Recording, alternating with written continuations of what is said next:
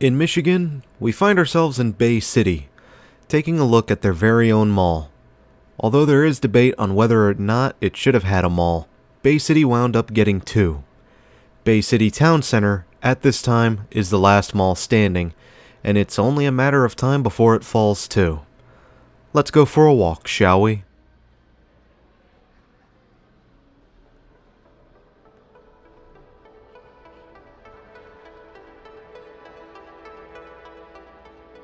As a Homart original, Bay City Town Center would start out originally as the Bay City Mall, coming in late to the party as a 90s mall.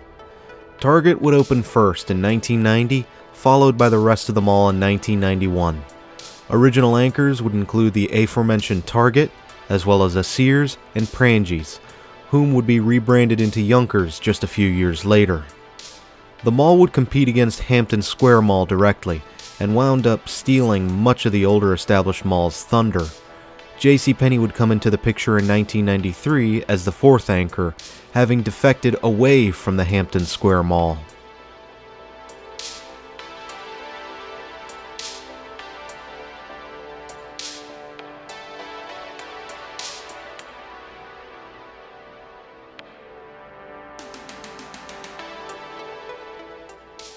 The mall had an overall fruitful beginning life, with the only notable event being a transfer of ownership from Homart Development to General Growth Properties in 1995. Things were overall uneventful otherwise until 2005, when the mall would receive media attention due to the Easter Bunny incident. In this incident, a man by the name of Brian Johnson costumed as the Easter Bunny and would get attacked by a 12-year-old boy. The attack appeared to be unprovoked, and Johnson was given a bloody nose after being punched 6 times before the kid ran off. Like I need another reason to dislike kids. And as a side note, the article cited for this event makes mention of a mall in Rotterdam, New York that suffered a similar incident. But that's a story for another day.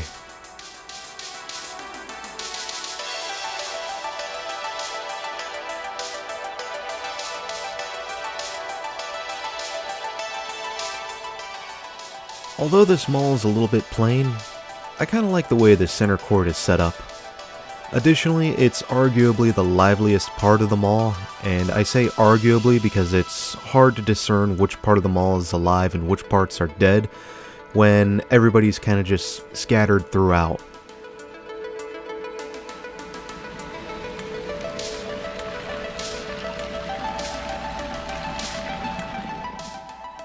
Around the 2000s, the mall began to see the tenants leaving the mall, but would see the damage mitigated by the arrival of an Old Navy in 2007. In fact, there's debate on whether or not the mall should have been built, as someone I know in the area has identified 2 spaces inside the mall that were never filled. And as 2010 came around, rumors about more tenants leaving, or even the mall itself closing, began to circulate, which did not help matters at all. And by this time, General Growth Properties listed the mall as one of its least profitable malls and announced plans to pass it off to another company.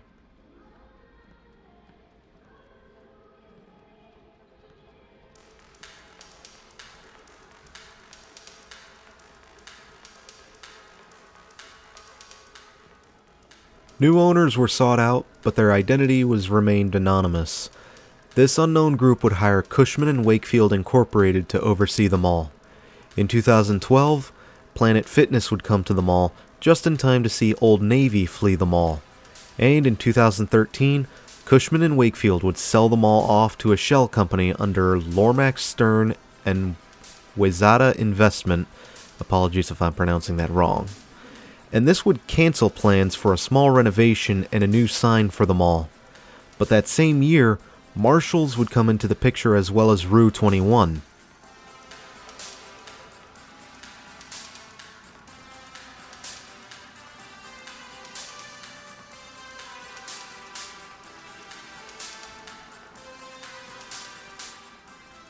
In 2014, the mall's movie theater would expand to house 10 screens as well as new quality of life improvements.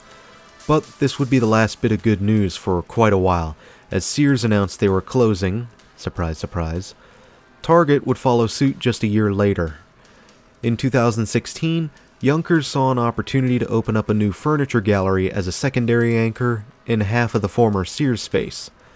Meanwhile, the food court would get cannibalized to make way for a PetSmart, and Ollie's bargain outlet would open up in the other half of the former Sears.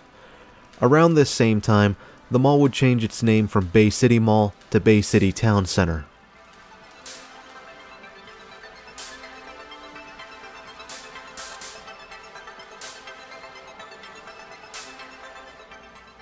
In 2018, a farming supply store called Big R wanted to open in the vacant Target space, but these plans would ultimately get cancelled.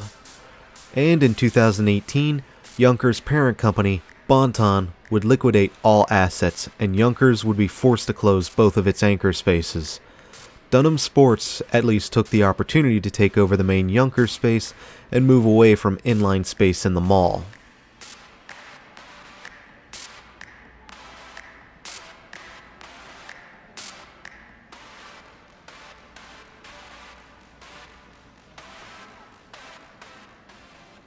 And finally, in 2020, JCPenney announced it would be closing 13 stores, of which included its location at Bay City Town Center. This would leave the mall practically anchorless.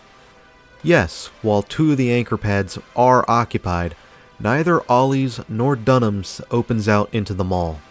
And today, the mall is dwindling in occupancy as only the theater, Marshalls, and a handful of inlines draw people into the mall anymore.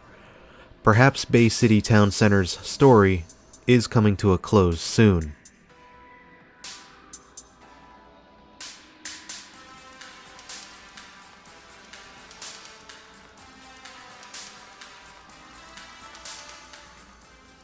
Overall, this mall seems to be a pleasant enough space.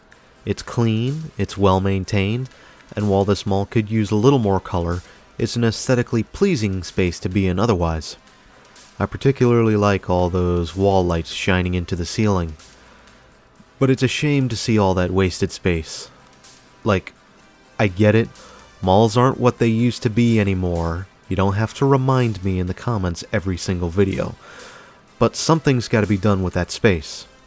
I don't care how much you like it, seeing this mall become a derelict dig isn't a good outcome for anyone. Unless you're a hood rat or you have money to launder. Now, being closed and disused for years, that's already happened to Hampton Square Mall, and I haven't heard much on those revitalization plans since 2020. And one more thing. Just half an hour away is the city of Midland, and that's doing better economically than Bay City, and their own mall is doing a little bit better than this one. We might even see it in the future. But this mall's got quite the uphill battle if you want it to survive.